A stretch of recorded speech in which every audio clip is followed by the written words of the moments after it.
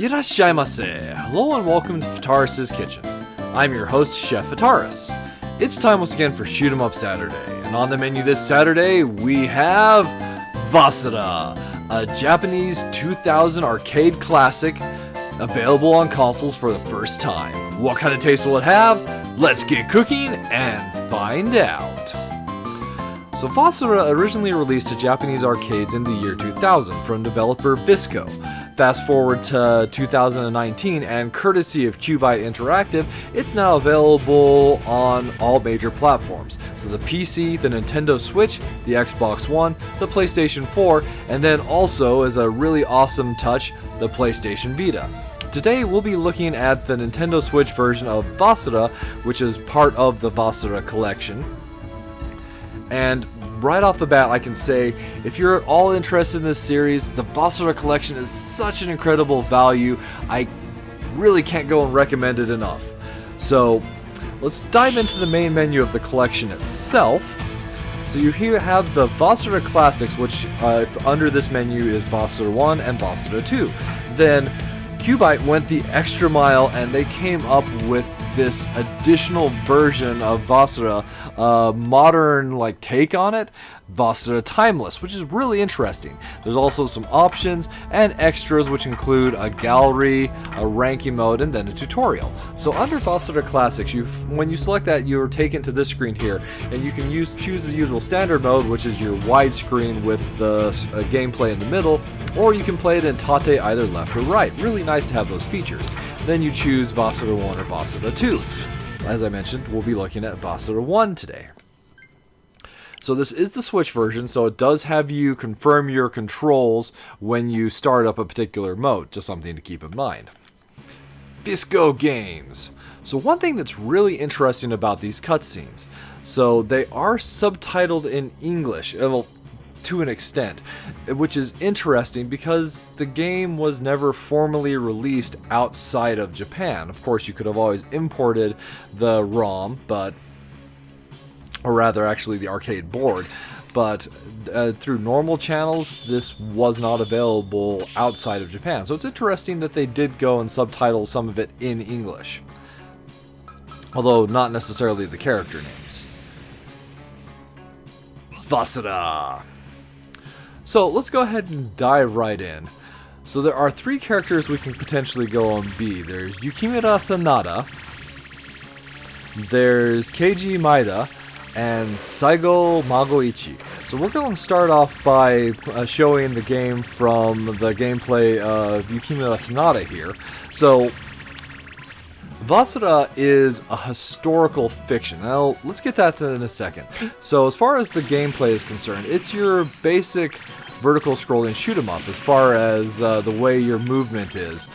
But then we've got a few differences. So the game itself is a historical fiction, kind of like in a cyberpunk environment where we've got it takes place kind of during the rise of the Tokugawa shogunate, specifically with Tokugawa Ieyasu. He's actually the main bad guy for this game.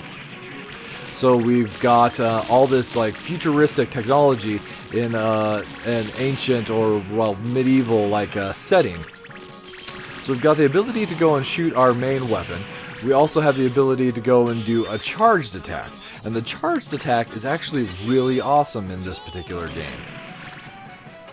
So once we charge the charge attack, it's a short-range melee attack, but it also has the ability to go and clear enemy bullets. And even as you're charging it, the moment that second where it hits full charge, that will also deflect bullets temporarily as well. In addition to our shot and our charged attack, we also have a bomb. At least in Vasara 1. Vasara 2 goes and changes things up, but I'll cover those on a different day. So in addition to all of this, we're also charging up a meter for our Vasara attack.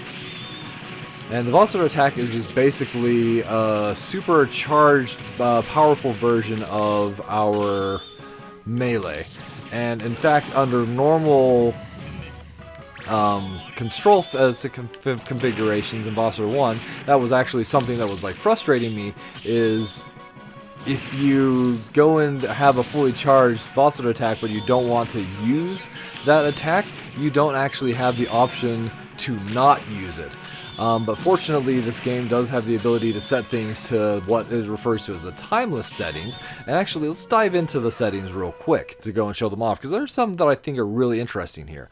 So there's the game mode, free play, or you can set it to coin play, which basically has you putting credits into the game.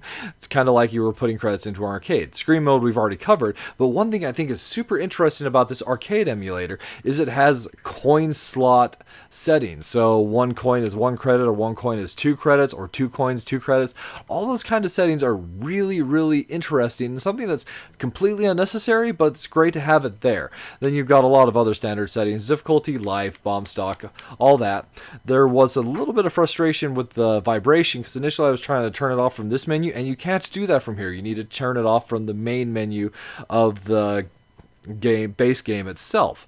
But then here we've got that Vasara style I'm talking about, which can go and be original or timeless, and I vastly prefer timeless, as that gives you the option of choosing when you want to use your Vasara attack.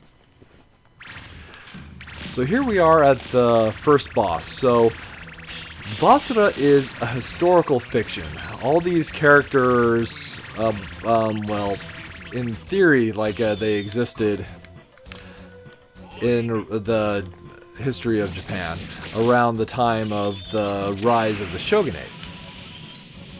So, and we're just going and seeing these like hyper idealized, like fictional versions of them.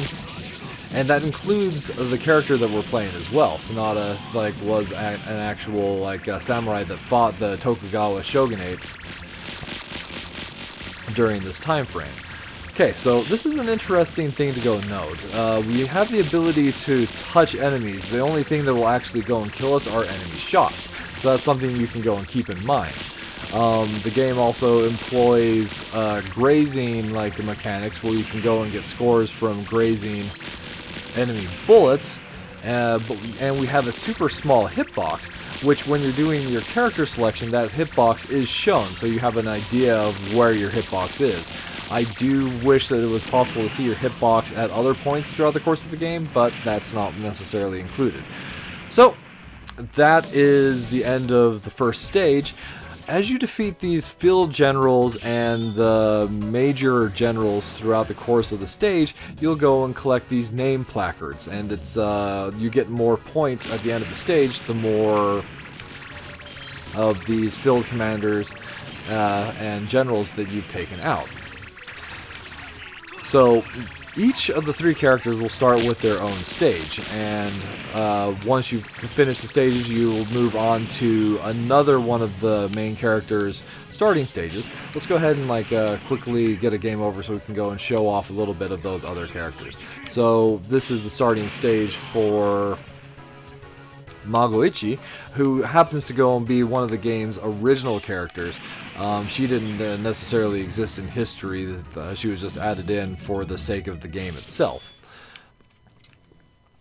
So a couple of the other mechanics that I haven't really touched on is the various power-ups that we're picking up. So as far as power-ups are concerned, you have the ability to, let's go ahead and quickly select our character. This is Keiji Maeda.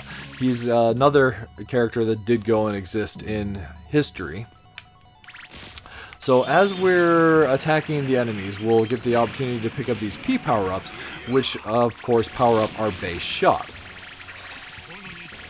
Once we hit a certain level of power, every character gets an additional projectile.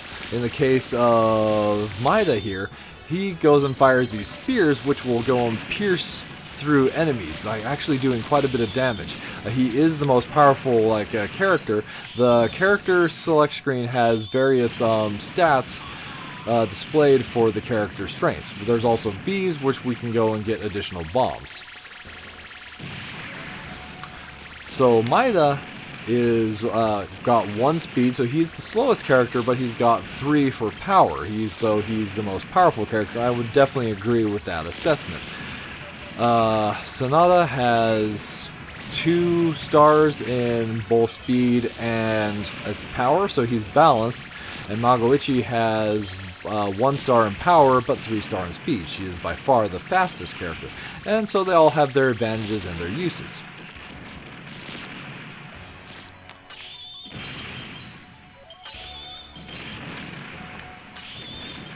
There's also all those gems that I've been picking up as well. Those go and power up the Vasara meter itself for those Vasara attacks.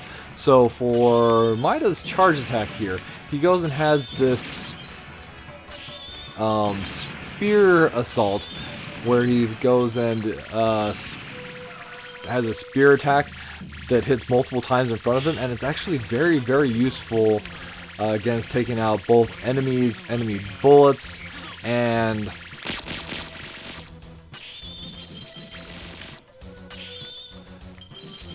just dealing a lot of damage against bosses. So this character that we're fighting against is Masamune. So another character from the Sengoku period of Japanese history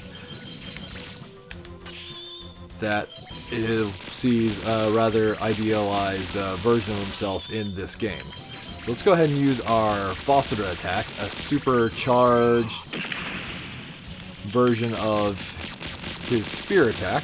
We'll go and see some neat bullet hell. So with the ability to defend yourself from enemy bullets with your charge attack, the game definitely takes a lot of liberties with throwing a lot at you.